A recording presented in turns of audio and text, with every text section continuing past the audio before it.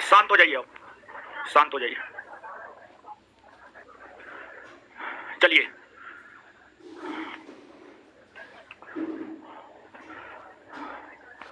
और सब बढ़िया है। आज से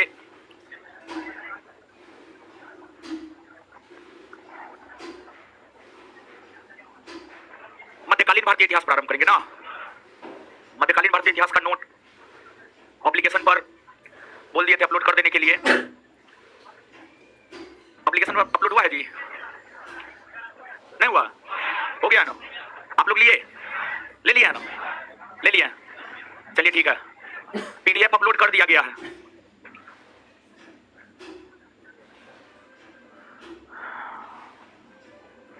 पीडीएफ अपलोड कर दिया गया ऑनलाइन वाले लोग, ठीक है। चलिए, तो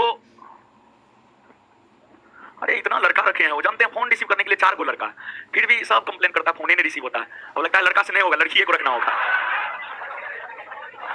मेरा जो पर्सनल नंबर था, एक लड़की को ढूंढे हैं, अपना कोचिंग की स्टूडेंट है, उसको प्राइवेट जॉब चाहिए था। अब लड़की का नाम उजागर नहीं करेंगे, न पहचान उजागर करेंगे, लेकिन पढ़ती है अपने संस्थान में ही। किस बैच में पढ़ती है वो नहीं बताएंगे।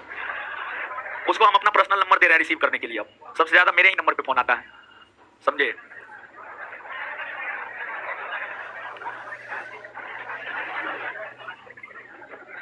चेक किया नहीं हुआ, ऐसा कोई बात नहीं है, अपलोड हो गया। ऑनलाइन अपलोड हुआ है ना जी?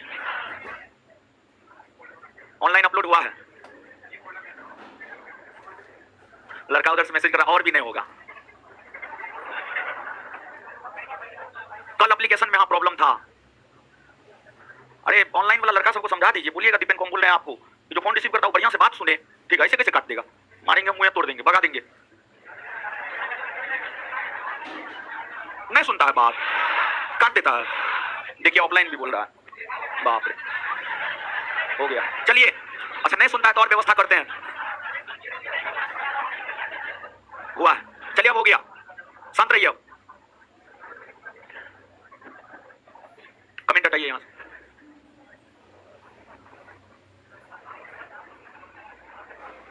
चलिए देखिए, आपको आज से मध्यकालीन भारतीय इतिहास पढ़ाना प्रारंभ कर रहे हैं। मध्यकालीन मध्यकालीन मध्यकालीन भारतीय इतिहास। मध्यकालीन भारतीय इतिहास में कुल 9 या 10 चैप्टर होगा। 9 या 10 चैप्टर होगा, हाँ वही 9 या 10 चैप्टर होगा। आप अगर पीडीएफ निकाले होंगे तो सबसे पहले उसका सिलेबस ही होगा। टोटल 10 चैप्टर है। देखिए, मध्यकालीन भारतीय इतिहास में जो टोटल 10 चैप्टर है उसको आप सुनिएगा, समझिएगा। पहला चैप्टर है मध्यकालीन भारतीय इतिहास को जानने का स्रोत। दूसरा चैप्टर है इस्लाम धर्म। तीसरा चैप्टर है अरबी मुसलमानों का आक्रमण भारत पर। चौथा है तुर्कों का भारत पर आक्रमण।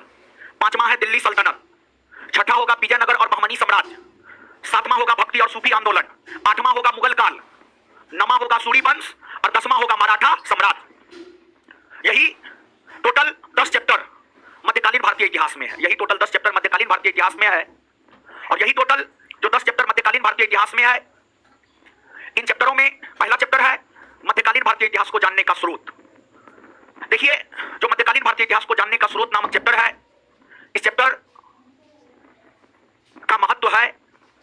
और इस चैप्टर का महत्व इसलिए है क्योंकि इस चैप्टर में आपको मध्यकालीन साहित्य को पढ़ना होगा, साथ ही साथ मध्यकाल में आए विदेशी यात्रियों को पढ़ना होगा, और मध्यकालीन शासकों के द्वारा बनाए गए मस्जिद, मकबरा, महल, ये सबको पढ़ना होगा। मध्यकालीन भारतीय इतिहास का पहला चैप्टर सदाबहार चैप्टर है। यहां से प्रश्न आने की पूरी संभावना है। आप कभी भी हुए बिहार दरोगा परीक्षा का क्वेश्चन बैंक पलट के देख लीजिए, साहित्य से प्रश्न पूछा जाता है, स्थापत्य कला से प्रश्न पूछा जाता है, विदेशी यात्रियों के आगमन से प्रश्न पूछा जाता है। तो यहां से प्रश्न पूछा जाता है, इसलिए इस चैप्टर को सलीके से याद रखना है, बार बार रिवीजन करते रहना है। और देखिए, आपको यह डाटा, बहुत ज्यादा डाटा है इस चैप्टर में। इस चैप्टर की अगर आप बात करेंगे तो इस चैप्टर में बहुत ज्यादा डाटा है, और डाटा वाला चैप्टर है ये। डाटा वाला चैप्टर है ये, समझिए, डाटा वाला चैप्टर है। तो समझा बुझा करके डाटा हम आपको बता देंगे, साथ ही साथ जो है हम आपको याद भी करवा देंगे। देखिए, कहने के लिए तो मध्यकालीन भारतीय इतिहास में 10 चैप्टर है, लेकिन मूल तौर पर 2 ही महत्वपूर्ण चैप्टर है। एक है दिल्ली सल्तनत और दूसरा है मुगल काल। एक है दिल्ली सल्तनत और दूसरा है मुगल काल। मूल तौर पर यही दो चैप्टर है, लेकिन इसी दो चैप्टर के इर्द गिर्द पूरा मध्यकालीन भारतीय इतिहास है। लेकिन फिर भी विस्तार पूर्वक आप जानेंगे तो 10 चैप्टर है। तो सिलेबस से हम आपको अवगत करा ही दिए हैं, चैप्टर का महत्व हम आपको बता ही दिए हैं। अब चैप्टर प्रारंभ कर देते हैं। पहला चैप्टर है मध्यकालीन भारतीय इतिहास के अंतर्गत मध्यकालीन भारतीय इतिहास के स्रोत। आपको इतिहास को जानने के 3 स्रोत है, साहित्यिक साक्ष्य, विदेशी यात्रियों का विवरण और पुरातात्विक साक्ष्य। जैसे इतिहास को जानने के 3 स्रोत है, उसी प्रकार से मध्यकालीन भारतीय इतिहास को भी जानने के 3 स्रोत है। और मध्यकालीन भारतीय इतिहास को जानने के जो 3 स्रोत है उसमें एक साहित्यिक है, दूसरा विदेशी यात्रियों का विवरण है और तीसरा आपको पुरातात्विक है। एक आपको साहित्यिक साक्ष्य है, एक आपको विदेशी यात्रियों का विवरण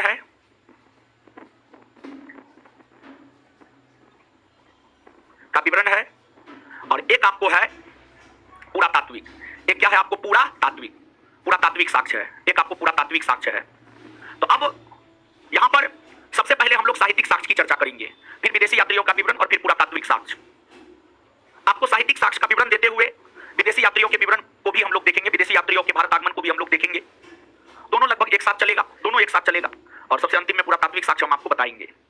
यहां पर बताने से पहले हम आपको एक बात कह देना चाहते हैं कि प्राचीन भारतीय इतिहास हम आपको खत्म कर दिए हैं। आप प्राचीन भारतीय इतिहास का सब्जेक्टिव नोट जो आपको संस्थान के द्वारा दिया गया है उसका बार बार आप रिवीजन करते रहेंगे, बेहतर होगा, आप ही के लिए बेहतर होगा, समझ गए। बार बार रिवीजन करते रहेंगे। सप्ताह में एक दिन छुट्टी नहीं रहता है। हाँ, कभी कभी बंद होता है ना जी, क्लास कभी कभी बंद होता है ना, कभी कभी बंद हो जाता है, या कभी कोई पर्व का छुट्टी रहता है, तो उसमें नया कुछ नहीं पढ़ना है, सिर्फ रिवीजन करना है। और रविवार को तो शाम में 2 घंटा का क्लास होता है, तो रविवार को तो छुट्टी रहता है, सुबह से लेकर शाम तक तो छुट्टी में रहते हैं। रविवार को चीजों का रिवीजन कीजिए, आप रविवार को रिवीजन कीजिए। रिवीजन बहुत जरूरी है, जितना पढ़ना जरूरी है उससे कई गुना ज्यादा जरूरी रिवीजन करना है। रिवीजन बहुत जरूरी है, रिवीजन जरूर कीजिए आप, समझ गए। जब भी मौका मिले, जब भी फुर्सत मिले, रिवीजन करना है, समझ गए। साहित्यिक साक्ष्य देखिए, आपको साहित्यिक साक्ष्य की बात करें, एक प्रश्न पिछले दिनों हम टेस्ट में दिए थे, डेली टेस्ट विद डिस्कशन में, प्राचीन भारतीय इतिहास के तुलना में मध्यकालीन भारतीय इतिहास को जानना आसान है क्यों? प्राचीन भारतीय इतिहास की तुलना में मध्यकालीन भारतीय इतिहास को जानना आसान है क्यों? इस प्रश्न का उत्तर है साहित्यिक साक्ष्यों की उपलब्धता होने के कारण। मध्यकालीन भारतीय इतिहास, मध्यकाल में बहुत सारे विद्वान हुए और उन्होंने अनेकों साहित्यों की रचना की, और अनेकों साहित्य हमें मध्यकालीन भारतीय इतिहास के विषय में बताता है। लेकिन वही प्राचीन भारतीय इतिहास को जानने का स्रोत साहित्य भी है, लेकिन उतना अधिक साहित्य नहीं है जितना साहित्य हमें मध्यकालीन भारतीय इतिहास के विषय में बता देता है, उतना प्राचीन भारतीय इतिहास के विषय में नहीं बताता है। और प्राचीन काल के दौरान बहुत कम साहित्य लिखे गए थे, बहुत कम, लेकिन मध्यकाल के दौरान अनेकों साहित्य लिखे गए थे। एक बार फिर से प्रश्न बोल रहे हैं, प्राचीन भारतीय इतिहास की तुलना में मध्यकालीन भारतीय इतिहास को जानना ज्यादा आसान है क्यों? आंसर, साहित्यों की उपलब्धता के कारण। आंसर हो जाएगा साहित्यों की उपलब्धता के कारण। अब देखिएगा, साहित्यों में किताब उल हिंद, किताब उल रेहला, ताज उल मासीर, किताब उल यामिनी, फुतुहात फिरोज शाही, तारीख फिरोज शाही, फतवा ए जहांदारी, बाबर नामा, अकबर नामा, हुमायूं नामा, बादशाह नामा, आलमगीर नामा, नुस्खा ए दिलकुशा, मुंतखाब उल लुआब, मुंतखाब उत तवारीख, तारीख ए रसीदी, ये तमाम मध्यकालीन साहित्य है। जितना भी साहित्यों का नाम हमने लिया है, ये सभी के सभी जो है आपको मध्यकालीन साहित्य है। और हमने जो मध्यकालीन साहित्य का नाम लिया, कुछ मध्यकालीन साहित्य हमें दिल्ली सल्तनत के विषय में बताता है और कुछ मध्यकालीन साहित्य हमें मुगल काल के विषय में बताता है, जैसे बाबरनामा, हुमायूंनामा, अकबरनामा, मुंतखाब उल लुआब, मुंतखाब उत तवारीख, नुस्खा ए दिलकुशा, आलमगीरनामा, बादशाहनामा, शाहजहांनामा, ये सब मुगल काल के विषय में बताता है। फिर आपको तुगलकनामा, नूसिफर, खजायानुल फुतूह, तारीख फिरोज शाही, फतवा ए जहांदारी, फुतुहात फिरोज शाही, ये सब साहित्य हमें दिल्ली सल्तनत के विषय में बताता है। इन साहित्यों में चर्चा करने जा रहे हैं हम आपके साथ किताबुल हिंद से। किताबुल हिंद से हम आपके साथ चर्चा करने जा रहे हैं। किताबुल हिंद देखिए, किताबुल हिंद, किताबुल हिंद,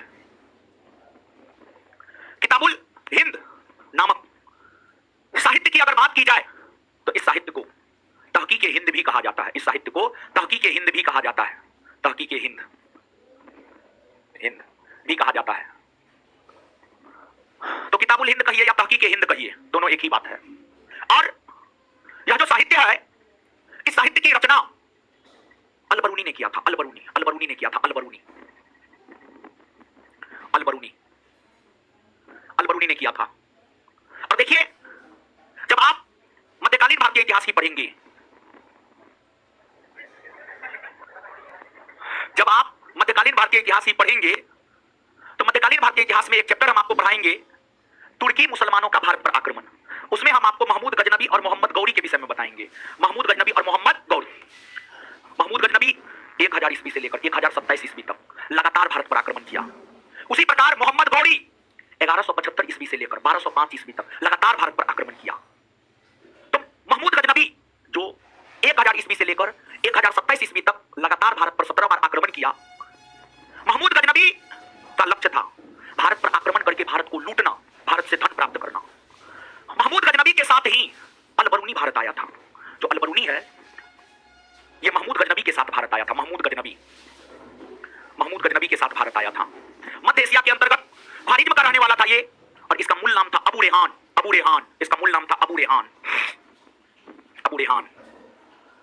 ये महमूद गजनबी के साथ भारत आया और कई वर्षों तक ये भारत में रुके थे। कई वर्षों तक। और जब ये भारत में रुके थे तो भारत में रहते हुए इन्होंने पुराणों का अध्ययन किया। पुराण, वेद पुराण जिसकी संख्या 18 है, वायु पुराण, मत्स्य पुराण, याद है कुछ? हाँ, पुराण। हिंदू साहित्य या हिंदी साहित्य नहीं होगा, हिंदू धर्म ग्रंथ के अंतर्गत वेद पुराण सब आता है। पुराणों का इन्होंने अध्ययन किया। कोई पीसीएस पूछा, हमको लगता है बीपीएससी ही पूछा है, अब एग्जैक्ट ध्यान में नहीं है, लेकिन किसी स्टेट पीसीएस का ये पूछा हुआ क्वेश्चन है कि पुराणों का अध्ययन करने वाला प्रथम मुस्लिम विद्वान कौन है? पुराणों का अध्ययन करने वाला प्रथम मुस्लिम विद्वान कौन है? तो आंसर हो जाएगा अलबरूनी। क्या हो जाएगा? अलबरूनी। और अलबरूनी जब भारत में रहा और भारत को जाना, भारत को समझा, भारत के लोगों के मिजाज को पढ़ा, तो अलबरूनी ने ही कहा है, अलबरूनी का यह स्टेटमेंट है, भारत के लोगों को लगता है कि भारत जैसा कोई देश नहीं, भारत के राजा को लगता है उसके जैसा पूरे संसार में कोई राजा नहीं, भारत के विद्वानों को लगता है उसके जैसा ज्ञान विज्ञान संसार में कहीं नहीं है। मतलब भारत के लोगों को अपने पर गर्व था, स्वाभिमान था, चाहे भारत के लोग, भारत के राजा हो या भारत के विद्वान हो, सबको अपने में गुमान था।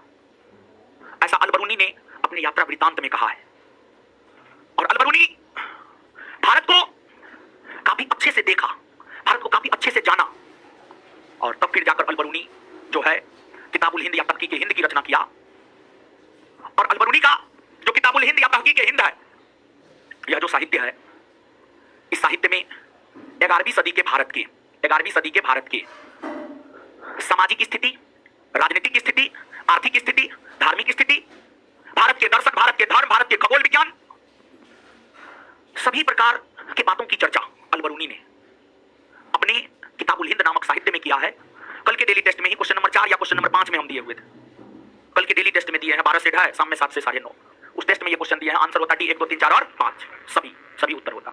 और जो आपको किताबुल हिंद है, यह हमें 11वीं सदी के भारत के सामाजिक जीवन, राजनीतिक जीवन, आर्थिक जीवन, धार्मिक जीवन, धर्म, दर्शन, खगोल विज्ञान सभी की जानकारी देता है। जिस वजह से किताबुल हिंद या तहकीक हिंद को 11वीं सदी का दर्पण कहा जाता है। 11वीं सदी का दर्पण कहा जाता है। 11वीं सदी का दर्पण कहा जाता है। याद रखना है इन बातों को। 1-2 पॉइंट आप लिखिए, तो यहां पर 1-2 पॉइंट लिखिएगा। लिखिएगा, कॉपी है ना जी? हाँ, कॉपी होना चाहिए। लिखिए, पुराणों का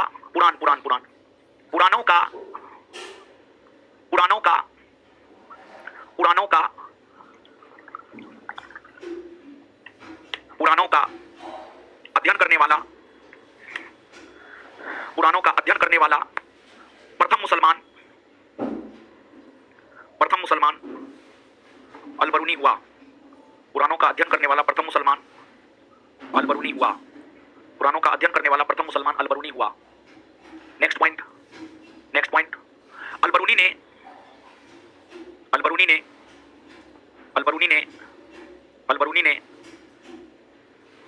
ने कई नोटिफिकेशन नहीं दिया जी टेलीग्राम पे। कहाँ आया है? अरे मेरे मोबाइल टेलीग्राम पे कहाँ आया मैसेज?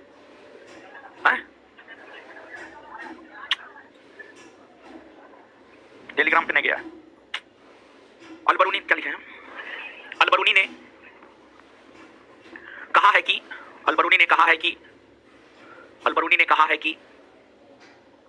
भारत के लोगों को लगता है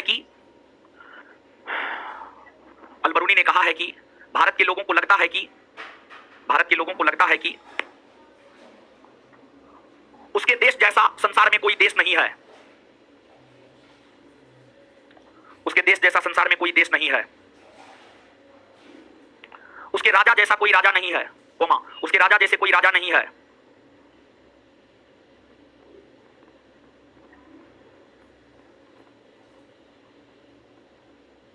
उसके राजा जैसे कोई राजा नहीं है।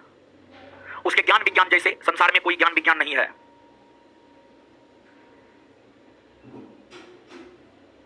उसके ज्ञान विज्ञान जैसे संसार में कोई ज्ञान विज्ञान नहीं है। उसके ज्ञान विज्ञान जैसे संसार में कोई ज्ञान विज्ञान नहीं है। चलिए नेक्स्ट पॉइंट लिखिएगा। अल-बरूनी का किताबुल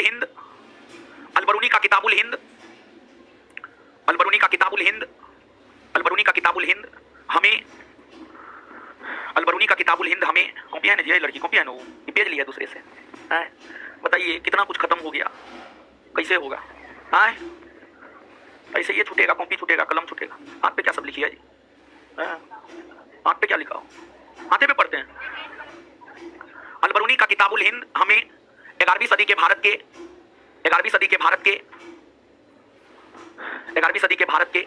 सामाजिक जीवन 11वीं सदी के भारत के सामाजिक जीवन राजनीतिक जीवन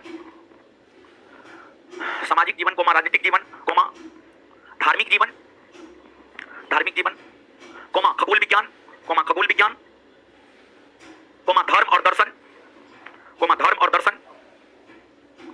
धर्म और दर्शन के विषय में जानकारी देता है। धर्म और दर्शन के विषय में जानकारी देता है। Full stop. चलिए आइए एक सेकंड में याद करते हैं इसको। 5 को 6 को पॉइंट यहां पर हुआ है, बना है, ठीक है। और हर पॉइंट परीक्षा के लिए याद से मत पूछना, पूछ सकता है और यहां से पूछता है, ठीक है। चलिए 11वीं सदी के भारत का दर्पण किस साहित्य को कहा जाए? 11वीं सदी के भारत का दर्पण किस साहित्य को कहा जाए? किताबुल हिंद के रचयिता। अच्छा, अल-बरूनी किसके साथ भारत आया? किसके साथ भारत आया? अल-बरूनी का मुल्लाम पुराणों का अध्ययन करने वाला प्रथम मुस्लिम। अच्छा, जो किताबुल हिंद है यह साहित्य हमें 11वीं सदी के भारत के विषय में क्या क्या जानकारी देगा? सामाजिक, आर्थिक, धार्मिक, खगोल विज्ञान, समझ गए, धर्म, दर्शन, क्लियर। चलिए इसके बाद और कुछ छूटा है। चलिए अब किताबुल हिंद या तहकीक हिंद के बाद देखिए एक साहित्य है, उसका नाम है चचनामा। नोट में नहीं होगा, चिंता नहीं करना है, या हो भी सकता है। चचनामा, देखिए ध्यान दीजिएगा। भाई चचनामा कहां है बता देते हैं। मध्यकालीन भारतीय इतिहास के अंतर्गत जब आप तीसरा चैप्टर पढ़ेंगे, अरबी मुसलमानों का भारत पर आक्रमण, प्रथम, अरे छोड़िए उसको, छोड़िए ना, बाद में देखिएगा। अरबी मुसलमान मोहम्मद बिन कासिम ने 712 ईस्वी में भारत पर आक्रमण किया और भारत के उत्तरी पश्चिमी भाग में स्थित सिंध पर आक्रमण किया।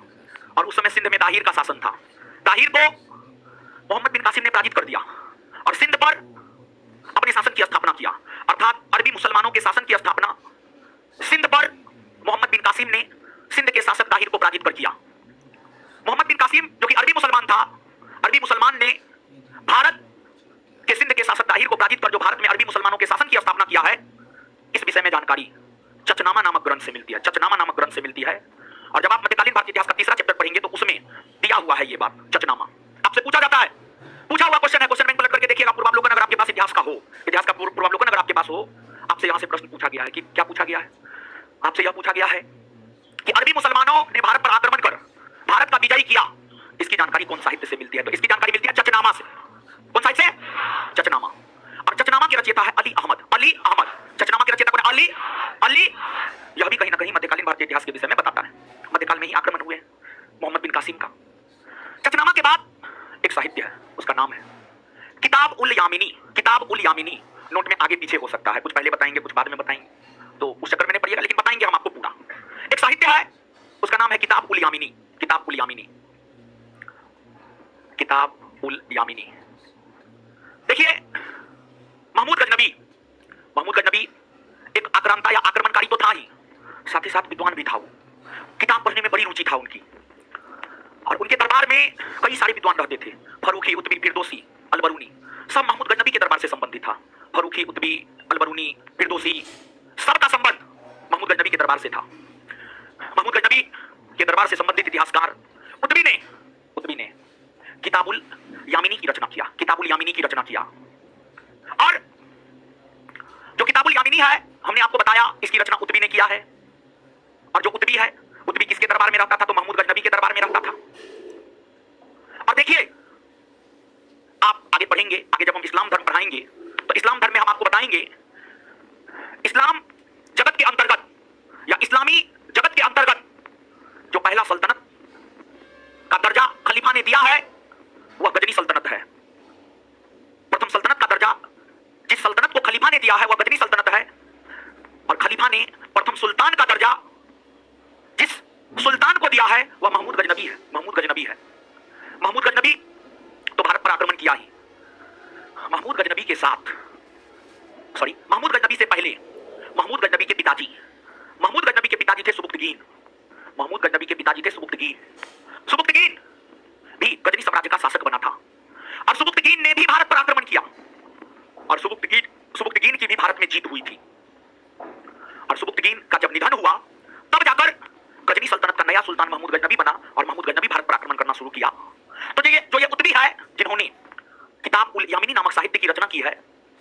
इस साहित्य से हमें सुबुक्तगीन के भारत पर आक्रमण और महमूद गजनबी के भारत पर आक्रमण, सुबुक्तगीन ने जो भारत पर आक्रमण किया और सुबुक्तगीन जीता, और महमूद गजनबी ने जो भारत पर आक्रमण किया, महमूद गजनबी भी भारत में जीता, यही सब जानकारी हमें मिलती है किताब उल यामिनी से, जिसकी रचना उतबी ने किया है, और उतबी का संबंध है महमूद गजनबी के दरबार से। महमूद गजनबी के समझ में आया? चलिए, तो एक सेकंड में बता दीजिए। अरबी मुसलमानों ने भारत पर आक्रमण करके, भारत पर जीतकर अरबी सत्ता की स्थापना 712 ईस्वी में की। इसकी जानकारी कौन साइड से मिलती है? कौन साइड से? चचनामा के रचयिता अली अहमद। अली चचनामा के रचयिता, चचनामा के रचयिता, चचनामा के रचयिता। चलिए आगे बताइएगा। सुबुक्तगीन और महमूद गजनबी, सुबुक्तगीन और महमूद गजनबी ने जो भारत पर आक्रमण कर भारत को जीता, उस विषय में जानकारी कहां से प्राप्त होती है? कहां से प्राप्त होती है? कहां से प्राप्त होती है? किताबुल यामिनी की रचयिता, किताबुल यामिनी की रचयिता, किताबुल यामिनी की रचयिता उतबी ना। चलिए, उतबी किसके दरबार से संबंध? किसके दरबार से? किसके दरबार से? इतना बात क्लियर? आगे बढ़े ना, याद होते जा रहा है। हाँ, और देखिए, क्लास में जो आप पढ़ते हैं ना, सेम डे में उसका घर पे जाकर रिवीजन कीजिए। बहुत बार हम आपको बोले हैं, सेम डे में जाकर के रिवीजन कीजिए। और आज की क्लास वो तो सेम डे में आपको रिवीजन करना ही करना है, निश्चित तौर पर करना है, नहीं तो फिर कोई फायदा नहीं होगा, कोई फायदा नहीं होगा। नील बटे सन्नाटा आप पहले भी थे, और नील बटे सन्नाटा अगर रिवीजन नहीं करेंगे फिर भी रह जाइएगा, इसलिए ऐसा नहीं करना है। चलिए आगे आगे देखिएगा। आप सब लोग जानते हैं कि भारत में इस्लामी सत्ता की स्थापना का श्रेय मोहम्मद गौरी को जाता है। मोहम्मद गौरी भारत में इस्लामी सत्ता की स्थापना का श्रेय मोहम्मद गौरी को जाता है। मोहम्मद गौरी ने जब 1192 ईस्वी में तराइन के द्वितीय युद्ध में उस समय के भारत के सबसे शक्तिशाली शासक पृथ्वीराज चौहान को पराजित किया, वहीं से भारत में इस्लामी सत्ता की स्थापना हुई। मोहम्मद गौरी के निधन होने के बाद उनके गुलाम, उनके दास कुतुबुद्दीन ऐबक ने भारत में दिल्ली सल्तनत की स्थापना की। कुतुबुद्दीन ऐबक के बाद आराम शाह के बाद इल्तुतमिश। भले ही कुतुबुद्दीन ऐबक ने दिल्ली सल्तनत की स्थापना कर लिया हो, लेकिन दिल्ली सल्तनत का वास्तविक संस्थापक इल्तुतमिश को माना जाता है, जिस इल्तुतमिश का शासनकाल 1211 से 1236 तक रहा है। तो अब आप देखिएगा, एक मध्यकालीन साहित्य है, उसका नाम है ताज उल मासीर, 2 नंबर में दिया हुआ होगा, ताज उल मासीर, ताज उल मासीर।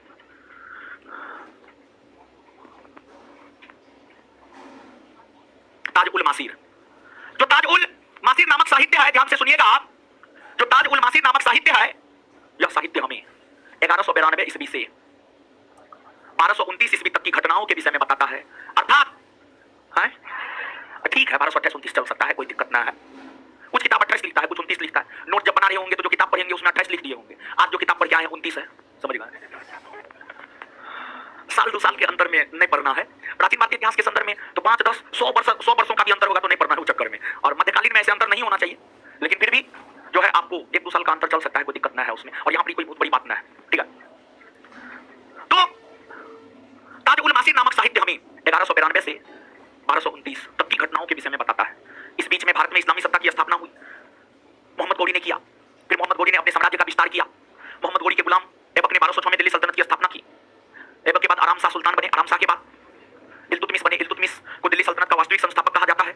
इल्तुतमिश को दिल्ली सल्तनत का वास्तविक संस्थापक इसलिए कहा जाता है क्योंकि इल्तुतमिश ने ही सर्वप्रथम अपनी राजधानी दिल्ली को बनाकर शासन करने का काम किया। इसी वजह से इल्तुतमिश को दिल्ली सल्तनत का वास्तविक संस्थापक कहा जाता है।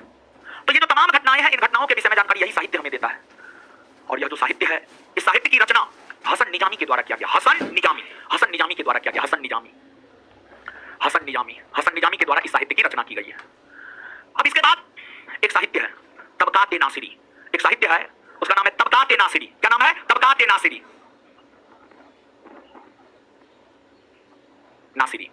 देखिए, दिल्ली सल्तनत का वास्तविक संस्थापक कहा जाने वाला इल्तुतमिश के दरबार में एक विद्वान रहता था। इल्तुतमिश के दरबार में जो विद्वान रहता था उसका नाम था मिनहाज उस सिराज। इल्तुतमिश के दरबार में एक विद्वान रहता था और इल्तुतमिश के दरबार में जो विद्वान रहता था उसका नाम था मिनहाज उस सिराज।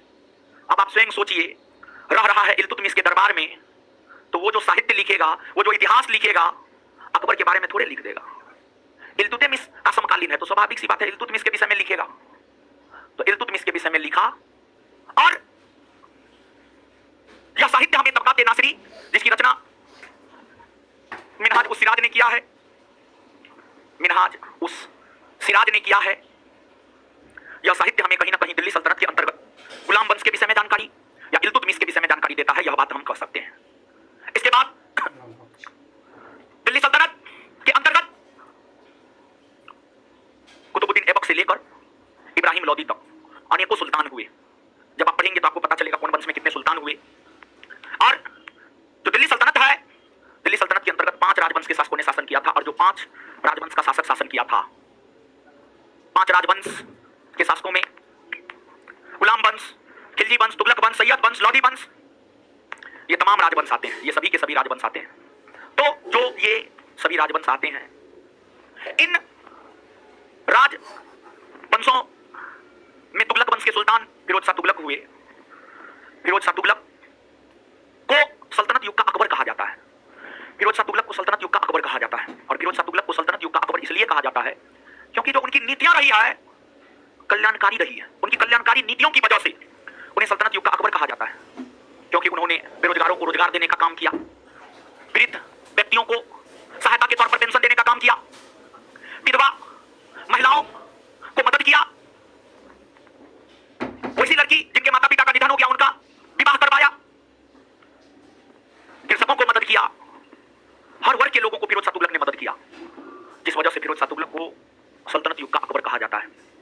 और फिरोज शाह तुगलक के द्वारा एक साहित्य लिखा गया था। उस साहित्य का नाम था फुतुहात-ए-फिरोजशाही। फुतुहात-ए-फिरोजशाही, फुतुहात-ए-फिरोजशाही। तो एक साहित्य है, उसका नाम है फुतुहात-ए-फिरोजशाही। फुतुहात-ए-फिरोजशाही। फुतुहात-ए-फिरोजशाही नामक साहित्य की अगर हम बात करें तो इसकी रचना फिरोज शाह तुगलक ने किया है। फिरोज शाह तुगलक ने किया है। फिर आपको एक मध्यकालीन विद्वान है, उसका नाम था जियाउद्दीन बर्नी। जियाउद्दीन बर्नी, जो जियाउद्दीन बर्नी था, उठ जाइए, कराओ जाइए, करा रहिए थोड़ा देर। जो जियाउद्दीन बर्नी था, जियाउद्दीन बर्नी की बात करें तो उनके द्वारा भी कई सारे साहित्यों की रचना की गई थी। उनके द्वारा जो कई सारे साहित्यों की रचना की गई है, जैसे तारीख-ए-फिरोजशाही, फतवा-ए-जहांदारी, ये सब जियाउद्दीन बर्नी की रचना है। और तारीख-ए-फिरोजशाही और फतवा-ए-जहांदारी, ये सब साहित्य हमें दिल्ली सल्तनत के अंतर्गत तुगलक वंश के विषय में जानकारी देता है। मुख्य तौर पर तुगलक वंश के विषय में जानकारी देता है। दिल्ली सल्तनत के अंतर्गत शासन करने वाले 5 राजवंशों में जो तुगलक वंश है, जो कि सबसे ज्यादा वर्षों तक शासन किया है, उसी के विषय में जानकारी हमें तारीख-ए-फिरोजशाही और फतवा फतवा जहांदारी देता है, जिसकी रचना जियाउद्दीन बर्नी ने किया है। और जो फुतुहात फिरोजशाही है, यह भी हमें तुगलक वंश के शासन के विषय में ही जानकारी प्रदान करता है। तो तारीख फिरोजशाही और फतवा जहांदारी ये दोनों साहित्य की रचना किया है जियाउद्दीन बर्नी ने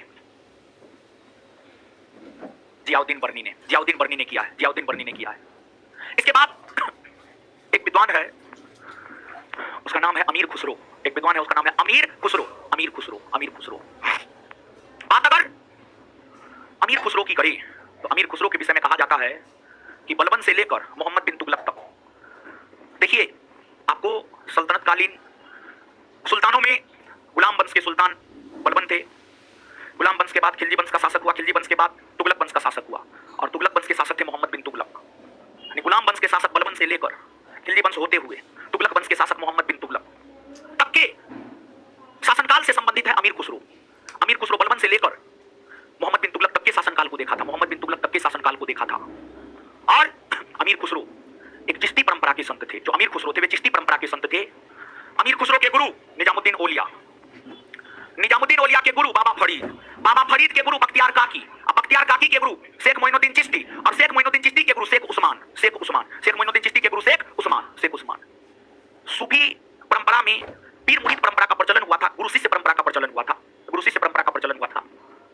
और जानते हैं आज की डेट में हम देखते हैं कि स्टूडेंट में जो है नैतिकता समझते हैं, मतलब क्या हमें करना चाहिए, क्या हमें नहीं करना चाहिए, किसका सम्मान करना चाहिए, किसका बात मानना चाहिए, किसका नहीं मानना चाहिए, किसका सम्मान नहीं करना चाहिए। विद्यार्थी सब चीज खो दिया है। कुछ विद्यार्थी आपका बैच तो बढ़िया है, आपका बैच सुंदर है, ठीक है, आपका बैच सुंदर है, हम इस बात को मानते हैं। देखिए दरोगा बैच 10 से 12 भी ठीक ठाक है, 3 से 5 सबसे बेहतर है, 3 से 5 का सबसे बेहतर है, 5 से 7 जो है ना, बाप रे क्या बताएं हम आपको, एकदम इतना उदंड सब आ गया है। और साथ ही साथ अब फाउंडेशन बैच में भी जो है एकदम उदंड बच्चा सब आने लगा है, समझे। हम आपको क्या बताएं, ऐसा कांड किया है जो बताने लायक नहीं है। सुबह 8 से 10 वाला बच्चा, समझे, एकदम नैतिकता भूल गया है, समझे, नहीं बोलेंगे, ठीक है। तो कभी कभी जानते हैं, आज हम स्नान कर रहे थे, फाउंडेशन बैच लेकर के गए थे, तो दिमाग में आ रहा था कि लगता है जो है ना एक अलग से नैतिकता का क्लास रखना पड़ेगा। नैतिकता का विकास कैसे हो, कैसे आप एक अच्छा इंसान बने, हम सोच रहे थे। लेकिन ये मुसल्लफपुर हाट के बच्चा को कोई इफेक्ट नहीं पड़ने वाला, समझे।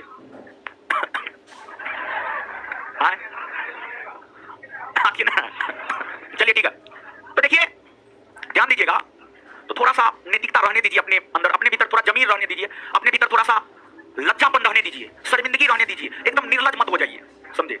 सब चीज का रहना जरूरी है। जैसे चिकन बनाते हैं, गरम मसाला भी देना जरूरी है, चिकन मसाला भी देना जरूरी है, नमक भी देना जरूरी है। अगर मान लिया सब मसाला दे दिया, नमक नहीं दिया, टेस्ट खत्म। उसी प्रकार से अगर आप मानव हैं, आप पढ़ने में बहुत तेज हैं, अगर आप छात्र हैं, आप परीक्षा में टॉप कर रहे हैं, सब चीज रिजल्ट हो रहा है, लेकिन आप में मानवता और नैतिकता नहीं है, तो जो चिकन में नमक नहीं होने की वजह से एकदम पूरा का पूरा खत्म हो जाता है, अगर आप में मानवता और नैतिकता नहीं बचा है तो आप नमकहीन मुर्गा के जैसे हैं, समझ गए। उससे ज्यादा आप कुछ नहीं है, समझे। तो थोड़ा सा नैतिकता मानवता अपने भीतर रहने दीजिए। और अरे सो के आइए महाराज, क्या करते हैं, और आपको सोते ना है, मारेंगे एक चट गाले लाल हो जाएगा। कहाँ जाते हैं, लेट हो जाता है, सोइए, अभी सोइए, 6 से 7 घंटा सोना चाहिए, है? तो क्या करते हैं आप, और लाइब्रेरी चलाते हैं आप, लेकिन जो है पहले नौकरी वोकरी का प्रयास करना चाहिए, ठीक है। अभी से ये सब मत कीजिए, ठीक है। पैसा के चक्कर में जो है ना दिक्कत हो जाए। अपन है उससे क्या मतलब, अरे कुछ हो गया महाराज भाई, आप लोग समझ में नहीं करते हैं, ठीक है। आपका जीवन है, आपको जो करना आप कीजिए, ठीक है। मेरा तो काम समझाना है, मानना या ना मानना आपका काम है। देखिए आपको अमीर खुसरो बलबन से लेकर के मोहम्मद बिन तुगलक तक के दरबार में रहे थे। अमीर खुसरो के द्वारा कई सारे साहित्यों की रचना की गई थी। अमीर खुसरो के द्वारा जो कई सारे साहित्यों की रचना की गई थी, उसमें नूह सिपहर, खजायन उल फुतूह,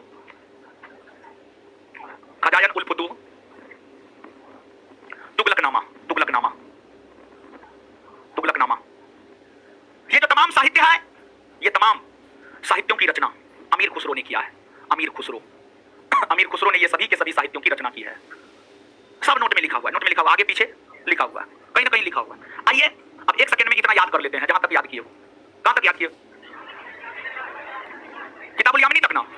आइए ताजुल मासिर के रचित, ताजुल मासिर के रचित, ताजुल मासिर के रचित, ताजुल मासिर, तबकाते नासिरी, तबकाते नासिरी, तबकाते नासिरी। मिनहाजुस सिराज किसके दरबार में रहता था? मिनहाजुस सिराज किसके दरबार में? किसके दरबार में? फुतुहात फिरोज शाही की रचयिता, फुतुहात फिरोज शाही की रचयिता, फुतुहात फिरोज शाही की रचयिता, सल्तनत युग का अकबर, सल्तनत युग का अकबर, तारीख फिरोज शाही की रचयिता, तारीख फिरोज शाही की रचयिता, तारीख फिरोज शाही की रचयिता, फतवाए जहांदारी की रचयिता, फतवाए जहांदारी की रचयिता, फतवाए जहांदारी की रचयिता, नो सिपार की रचयिता, नो सिपार, नो सिपार, खजायानुल फुतू, खजायानुल फुतू, खजायानुल फुतू, तुगलकनामा, तुगलकनामा, तुगलकनामा। बात क्लियर है? इतना बात याद हुआ? कोई दिक्कत नहीं ना? ना फोन का है यार।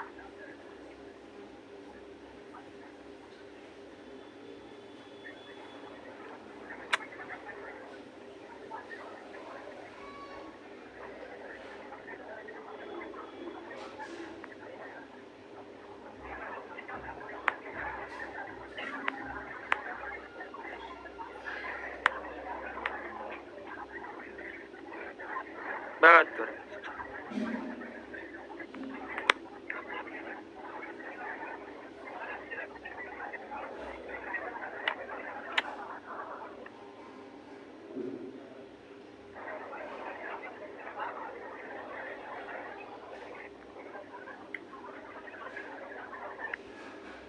एक मिनट रुकिए, आगे बताते हैं।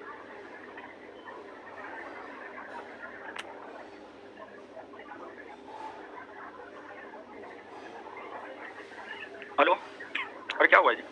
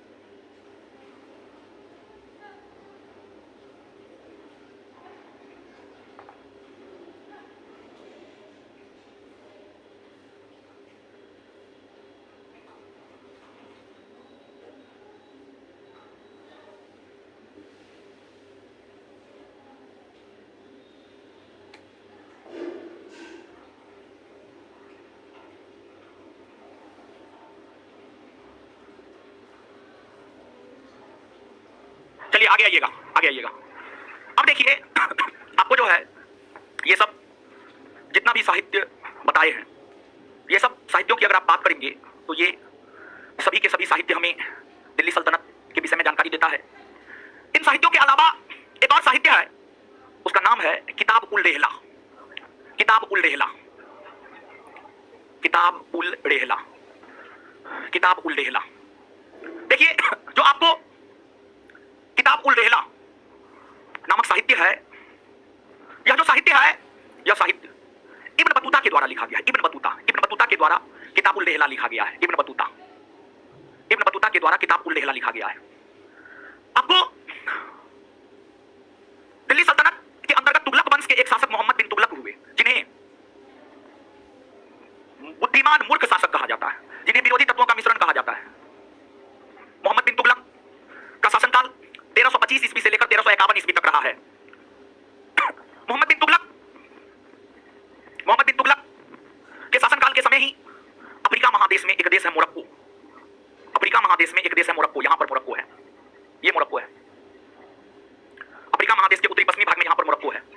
मोरक्को का रहने वाला था इब्न बतूता, मोरक्को का रहने वाला था इब्न बतूता, जो 1333 ईस्वी में भारत आया और मोहम्मद बिन तुगलक के दरबार में गया। मोहम्मद बिन तुगलक ने इनका काफी सम्मान किया और इब्न बतूता का जो परिवार था ना, इब्न बतूता के जो पूर्वज थे, कुरान और हदीस के बहुत बड़े ज्ञाता थे, जिस वजह से इब्न बतूता भी कुरान और हदीस के बहुत बड़े ज्ञाता थे।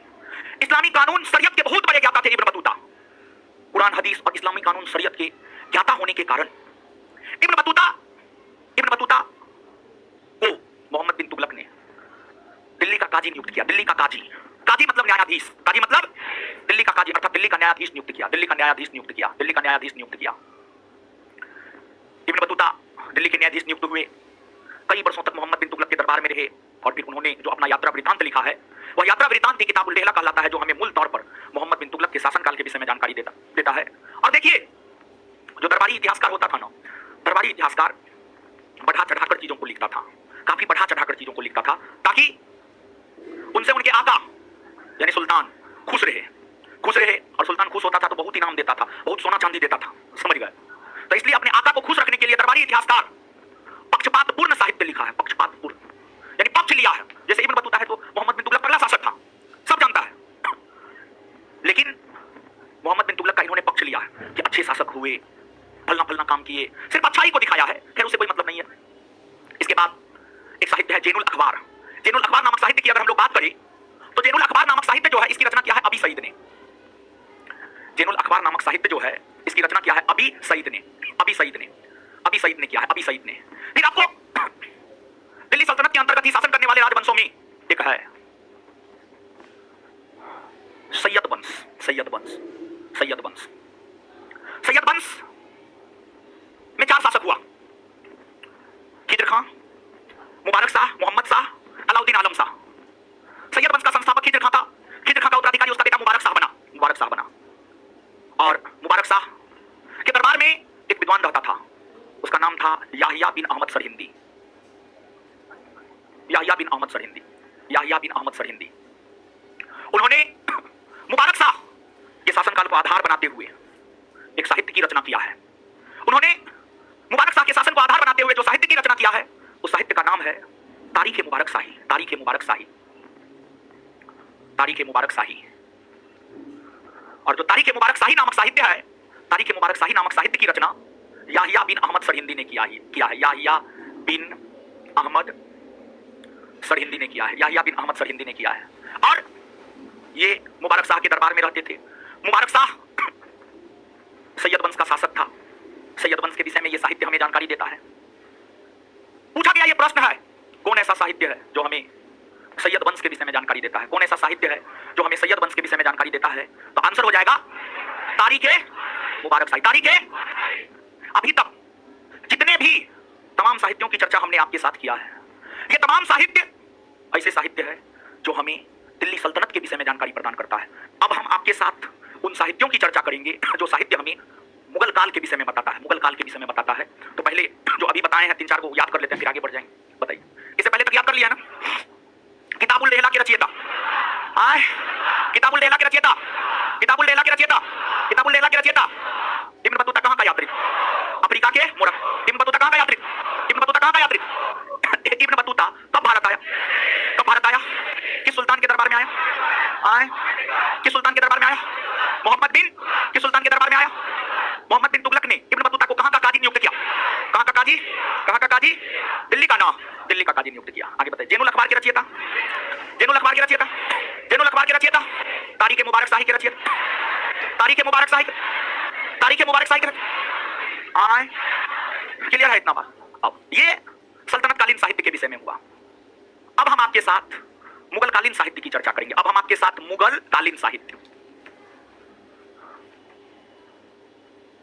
मुगल कालीन साहित्य याद रखिएगा। देखिए, याद रखिएगा, ये सब याद रखिएगा। जितना महत्वपूर्ण साहित्य सब आपके नोट में दे दिए, और आगे भी जहां पर जरूरत पड़ेगा साहित्य हम आपको लिखा देंगे, बता देंगे, समझा देंगे। ठीक है, चलिए देखिए मुगल काल। बात अगर आप मुगल काल की करेंगे तो मुगल काल के दौरान मुगल बादशाह बाबर से लेकर बहादुर शाह जफर तक हुआ। बाबर के बाद हुमायूं के बाद अकबर के बाद जहांगीर के बाद शाहजहां के बाद औरंगजेब के बाद बहादुर शाह प्रथम के बाद जहांदार शाह के बाद फर्रुखसियर के बाद रफी उतरजात के बाद रफी उद्दौला के बाद मोहम्मद शाह रंगीला के बाद अहमद शाह के बाद आलमगीर द्वितीय के बाद शाहजहां तृतीय के बाद शाह आलम द्वितीय के बाद अकबर द्वितीय के बाद बहादुर शाह जफर। यही मुगल बादशाह, इतना ही मुगल बादशाह है, इसके अलावा और कोई नहीं। कहने के लिए तो बाबर से लेकर बहादुर शाह जफर तक मुगल बादशाह हुए, लेकिन इन मुगल बादशाहों में जो महान मुगल बादशाह के तौर पर याद किया जाता है, बाबर से लेकर औरंगजेब तक को, बाबर, हुमायूं, अकबर, जहांगीर, शाहजहां, औरंगजेब, जिसमें बाबर के द्वारा बाबरनामा की रचना की गई है। तो अब यहां पर हम आपके साथ चर्चा करने वाले हैं मुगल कालीन साहित्य, और मुगल कालीन साहित्य के अंतर्गत हम चर्चा करने वाले हैं सबसे पहले बाबरनामा की।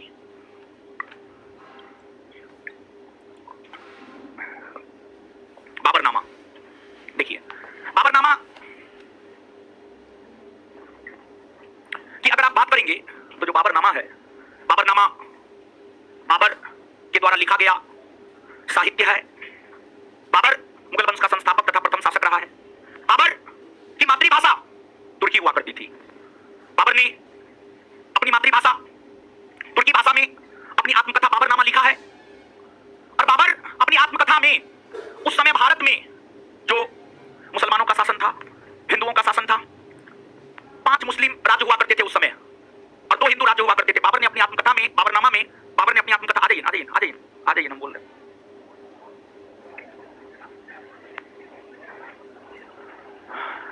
नीचे में भी दे दीजिएगा, नीचे में भी है, ठीक है। देखिए बता देते हैं, 1 मिनट रुके, बोल देते हैं, उसके बाद दीजिएगा। देखिए आपको जो है बिहार पुलिस, बीपीएससी, बिहार दरोगा जैसे परीक्षाओं में धांधली होता है, तो धांधली को लेकर जो है छात्र नेता दिलीप कुमार एक हस्ताक्षर अभियान चला रहे हैं। और इस हस्ताक्षर अभियान का लक्ष्य यह है कि बिहार के 38 जिला में ये जाएंगे और प्रमुख टीचर या सभी टीचर, बिहार के सभी टीचर से मुलाकात करके उसके छात्रों का हस्ताक्षर करवाएंगे। और जो मांग है कि परीक्षा में पारदर्शिता लाई जाए, 5 लाख, कम से कम 5 लाख विद्यार्थियों के हस्ताक्षर के साथ जो है परीक्षा में पारदर्शिता लाने को लेकर मुख्यमंत्री नीतीश कुमार से मिलेंगे और वहां अपनी बात रखेंगे। उसी क्रम में हस्ताक्षर अभियान चल रहा है। तो आप लोग को भी जो है अपना नाम, जिला और साथ ही साथ मोबाइल नंबर और अपना हस्ताक्षर, इतना काम आपको करना है। और जो आपको 10 सूत्री मांग है वो पंपलेट इन लोगों का है, पंपलेट आपको मिलेगा। 10 सूत्री मांग में क्या है, तो 10 सूत्री मांग में जो है आपको हम बता देते हैं, आप लोग स्वयं सुनिए। बिहार दरोगा सिपाही बहाली, बिहार एसएससी शिक्षक बहाली सहित सभी प्रतियोगी परीक्षाओं में पारदर्शिता लाने तथा धांधली सेटिंग रोकने के लिए ओएमआर शीट की कार्बन कॉपी और क्वेश्चन बुकलेट परीक्षा समाप्ति बाद परीक्षार्थियों को दिया जाए।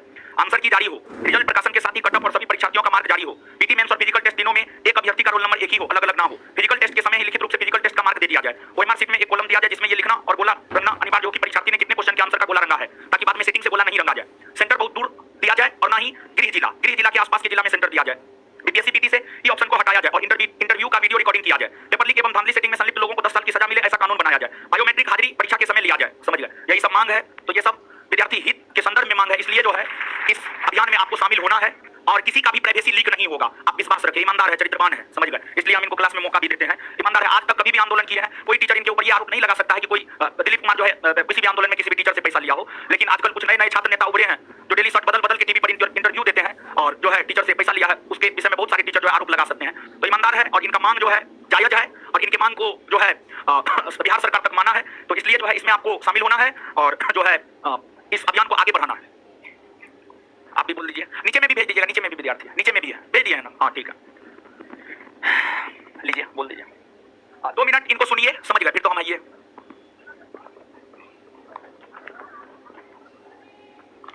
आप लोग मेरी बातों को सुनते भी रहिएगा और साइन भी करते रहिएगा। साइन करने से आपका कोई नुकसान नहीं है और मैं किसी पार्टी से नहीं हूँ, किसी संगठन से नहीं हूँ, बल्कि आपकी तरह आपका सीनियर हूँ, बीपीएससी अभ्यर्थी रहा हूँ। और बीपीएससी की तैयारी करते करते जब लगा कि धांधली सेटिंग बहुत होती है तो स्टूडेंट्स के लिए लड़ना शुरू किए और अब हम अपना एग्जाम भी देना छोड़ दिए। बस बिहार के छात्र छात्राओं के हित में लड़ाई लड़ रहे हैं। अभी बीपीएससी का आप देख रहे हो बहुत सारा सुधार हुआ है, उसी पर सिर्फ हम लोग के आंदोलन की वजह से हुआ। जल्दी जल्दी साइन भी कीजिएगा, आपको डरने की जरूरत नहीं है। भले ही बता दें कि इस साइन का हम क्या करेंगे, सभी बताती हैं।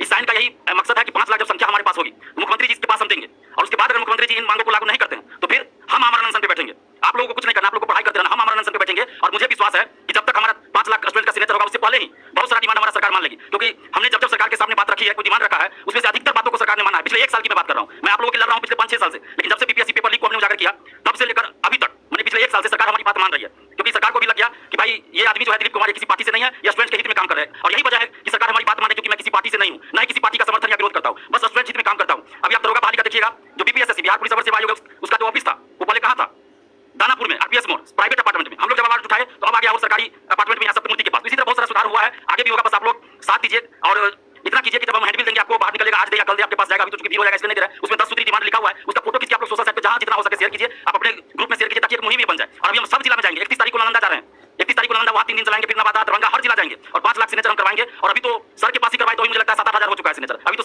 3-4 पे 4 बाकी है, 7-8 हजार से ज्यादा सिग्नेचर हो चुका है। तो आप लोग भी कोऑपरेट कीजिए, सर बहुत कोऑपरेट करते हैं और जब भी छात्र हित में कोई बात होती है सर हमेशा हम लोग का साथ दिया है, तो आप लोग भी साथ दीजिए। और जितना अच्छा सर पढ़ा रहे हैं आप लोग को, क्योंकि हमारा कोई राजनीतिक उद्देश्य नहीं है, हमारा उद्देश्य छात्र से संबंधित है कि आपका कल्याण हो, इसलिए हम ये बात बोल रहे हैं कि आप लोग जो तैयारी कर रहे हैं इधर उधर की बातों पे ध्यान नहीं दीजिएगा। मार्केट में कोई कहेगा 10 लाख 20 लाख दीजिए, आपसे नहीं पाइएगा, क्योंकि आप जो लोग पकड़े जाएंगे ना 5 साल के लिए आप प्रतिबंधित हो जाइएगा, एग्जाम नहीं कोई दे पाइएगा, जेल तो जाएगा अलग। और जितना अच्छा से सर आपको पढ़ा रहे हैं आप सिर्फ पढ़ लीजिए, आपकी नौकरी लग जाएगी। क्योंकि इनका पढ़ाने का स्टैंडर्ड हमको पता है, हम सुनते भी रहते हैं, तो हमको पता है, इसलिए हम बोल रहे हैं कि जितना पढ़ रहे उतना पढ़ लीजिए, सिर्फ आपको नौकरी लग जाएगा। तो क्वेश्चन जिस तरह से आता है एग्जाम में, अगर चेंजिंग कुछ आता है तो सर भी अपनी पढ़ाई में चेंजिंग करते हैं, हम बराबर देखते रहते हैं। इसलिए आप लोग सिर्फ पढ़ाई पे ध्यान दीजिए, इधर उधर की बातों पे ध्यान मत दीजिएगा, सिर्फ पढ़ाई कीजिए। बाकी लड़ने की जहाँ बात आएगी हम आपके लिए करें, ठीक है। बहुत बहुत धन्यवाद, सर को भी धन्यवाद कि हमेशा सर सपोर्ट करते हैं।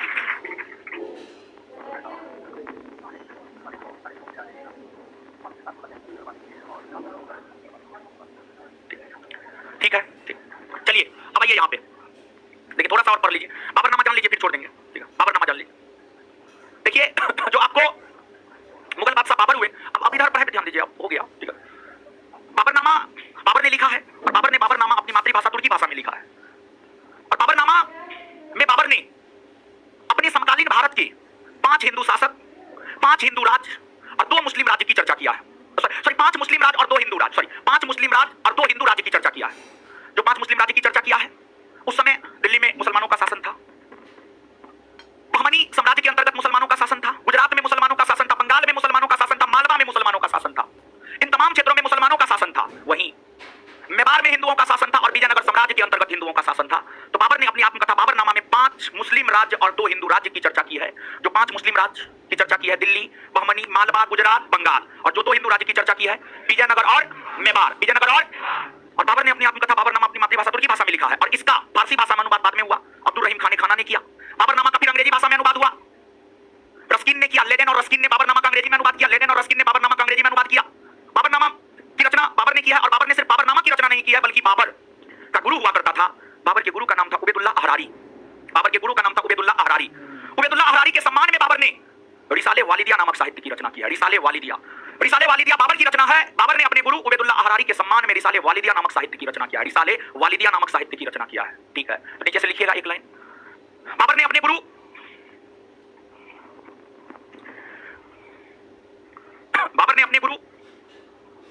उबैदुल्लाह अहरारी के सम्मान में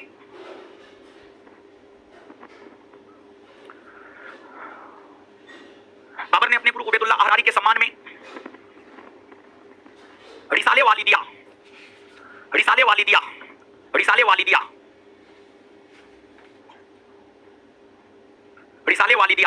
नामक साहित्य की रचना किया है। रिसाले वालिदिया नामक साहित्य की रचना किया है। रिसाले वालिदिया नामक साहित्य की रचना किया है। रिसाले वालिदिया नामक साहित्य की रचना किया है। तो बताइए हो बाबरनामा का रचयिता कौन है? बाबरनामा का रचयिता बाबर ने कौन भाषा में लिखा, कौन भाषा में, कितना मुस्लिम राज्य की चर्चा, कौन कौन, कितना हिंदू राज्य की चर्चा, कौन कौन। बाबर का गुरु कौन था? बाबर का गुरु कौन था? और बाबर ने अपने गुरु उबैदुल्लाह अहरारी के सम्मान में कौन सा साहित्य, रिसाले और सब बढ़िया। इससे आगे अगले क्लास में मिलेंगे। दीजिए होमवर्क जल्दी दीजिए, टाइम बहुत हो गया। इसमें क्या दिए हुए थे? उपराष्ट्रपति याद कर लिया है ना? अगला होमवर्क है केंद्रीय मंत्री परिषद। इसमें अगला होमवर्क क्या है? केंद्रीय मंत्री परिषद। कल पूछेंगे, ठीक है, लेट हो गया है थोड़ा, आप लोग को भी दिक्कत हो जाएगा आज, इसलिए जल्दी छोड़ रहे हैं। दीजिए उसमें होमवर्क पढ़ा देते हैं। 1 से 50 दिए थे, 50 से 100, पेज नंबर 400